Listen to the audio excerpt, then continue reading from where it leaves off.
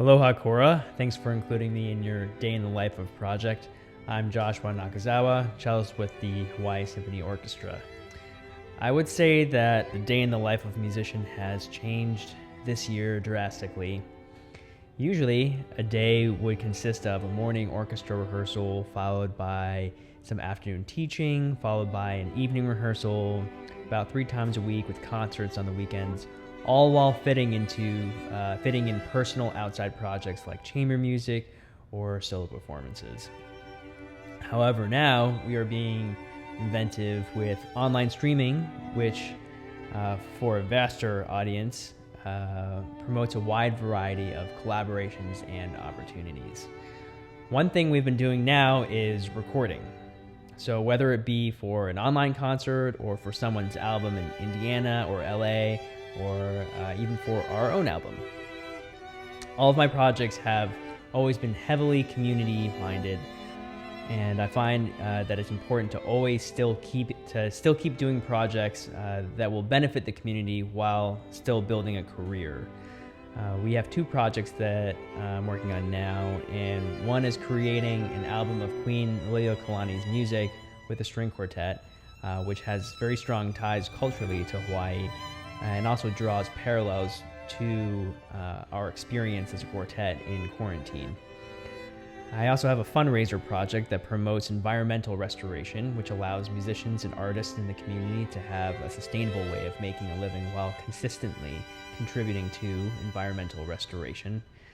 So many days are spent still in rehearsal and editing videos, very much like this one, and performing, but in a very different way for a live audience. So I very, very much look forward to playing for people physically in front of me again. But these are just a few ways out of many that demonstrate how a day in the life of a musician has changed. Thanks again, Cora and Zach, Marita, for including me in this project. Now for the Q&A portion. Where do you start to book gigs? So I would say that online.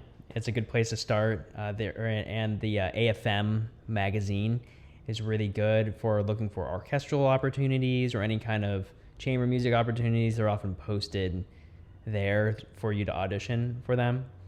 There are also, if you search your area, there are groups that you could sign up for that will employ you to do all different kinds of parties and events. And so there's that.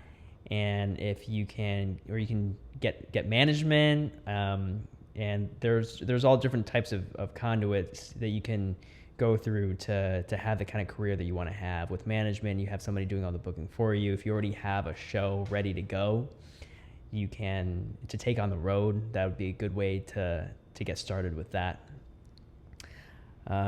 So how do you keep a stable gig?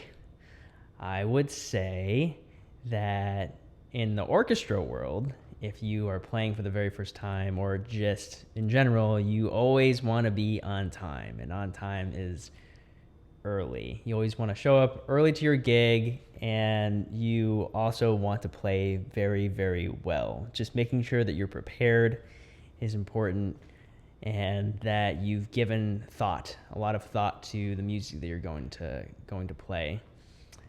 I would say that if you are a creative person that's coming up with your own content and getting more gigs that way, I would say just always trying to come up with new content and being creative and trying to keep creative and creating ways around you that can allow you to live in that lifestyle. What are some general tips you have for aspiring professional musicians? I would say for this, to always keep your community in mind. I think that everything starts with your community, and if you start to think about other people and you start to think about what you can do for other people, that opportunities will come to you, and it really helps with the creative process in terms of a starting point for what kind of things that you can provide for other people's needs.